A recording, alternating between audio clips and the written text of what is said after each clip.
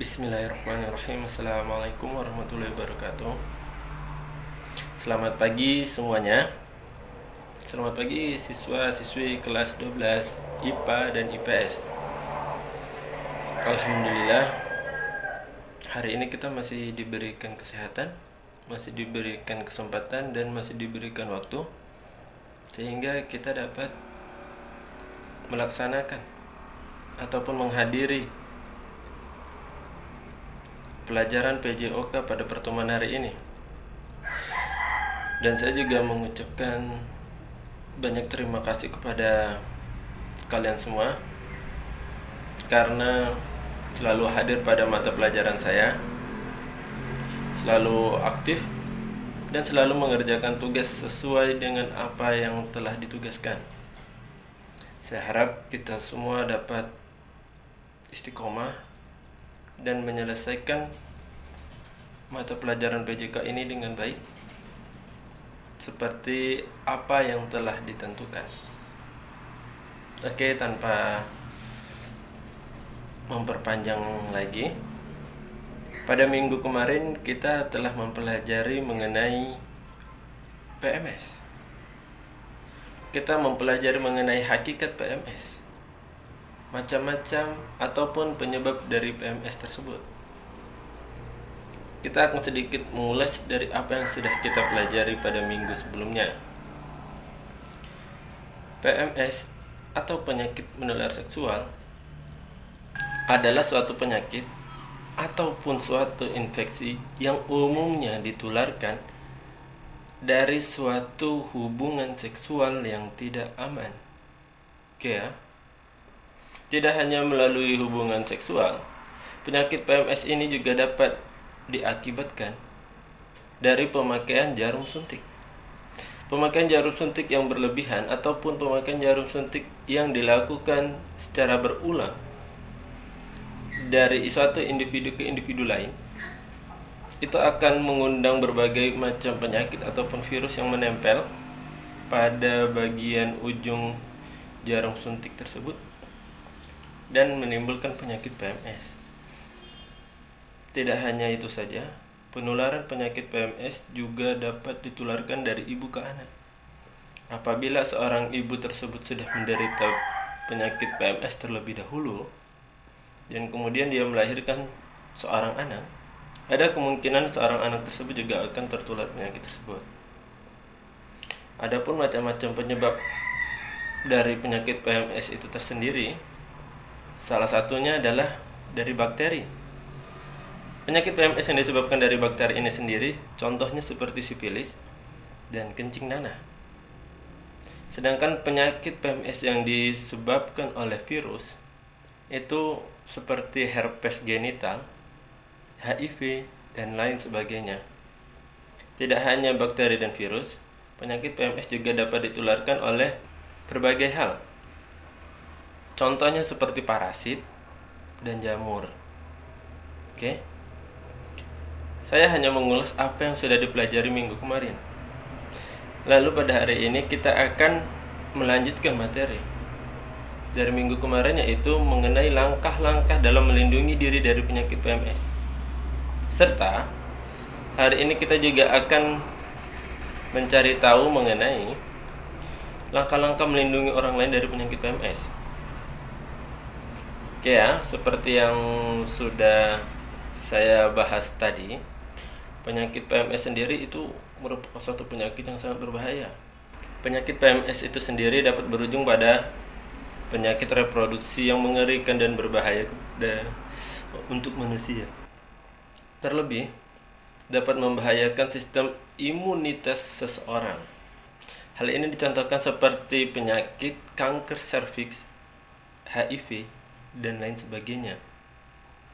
Untuk mencegah penyakit PMS ini sendiri dan melindungi dari penyakit PMS, maka ada beberapa alternatif sebagai berikut.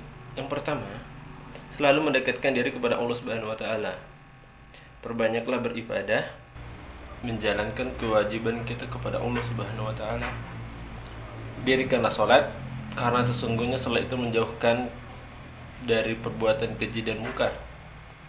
Perbanyak puasa, agar diri kita dapat menahan diri dari segala macam cobaan.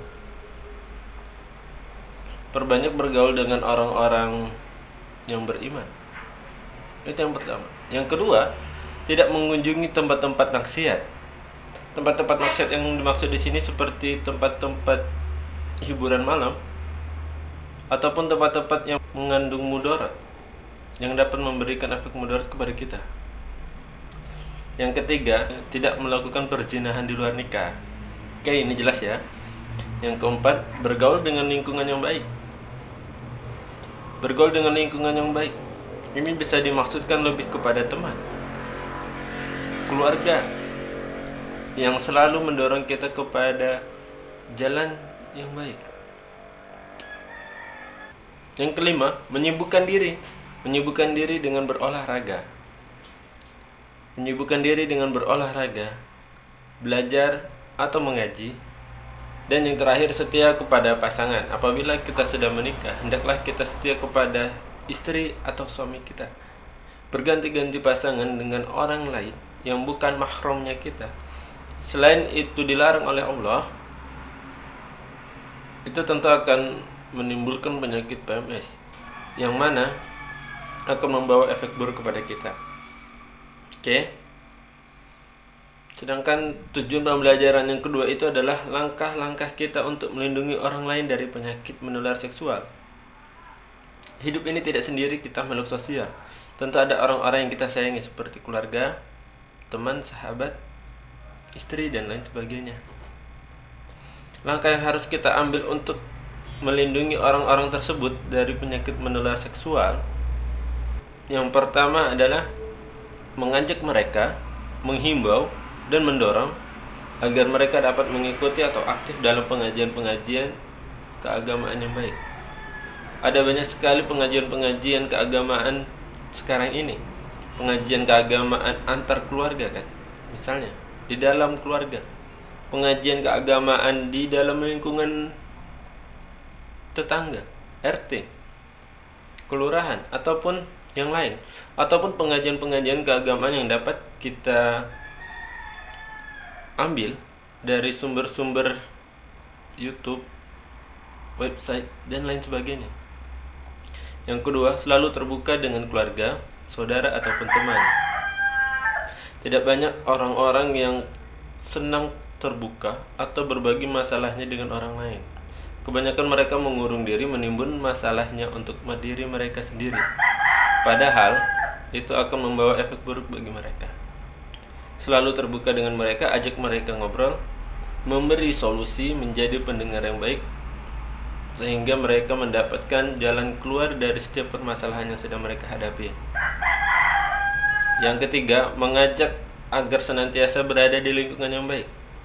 Dan yang terakhir, belajar atau membawa keluarga kita, termasuk istri ataupun terlebih ke anak-anak kita, untuk belajar di lingkungan yang baik, di lingkungan yang mengedepankan agama, tapi tidak menjauhkan sisi atau ilmu dunia.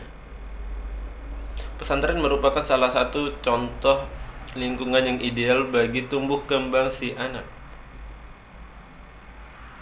Anak yang terbiasa tumbuh di dalam lingkungan pondok pesantren yang notabene-nya merupakan sekolah keagamaan, tentu akan mendapatkan benteng ataupun dasar ataupun sebuah prinsip yang memegang teguh ajaran keagamaan yang baik.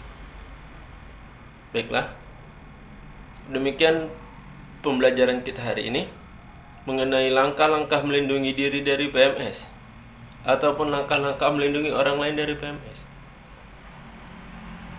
Selalu mendekatkan diri kepada Allah. Jangan pernah sesekali ataupun mencoba-coba terjun atau melihat tempat-tempat maksiat, atau mencoba masuk ke dalam circle lingkungan yang kurang baik. Baiklah, sekian materi hari ini. Lebih kurang saya mohon maaf. Saya akhiri, wallahu muwaffiq ila aqwamit thoriq. Assalamualaikum warahmatullahi wabarakatuh.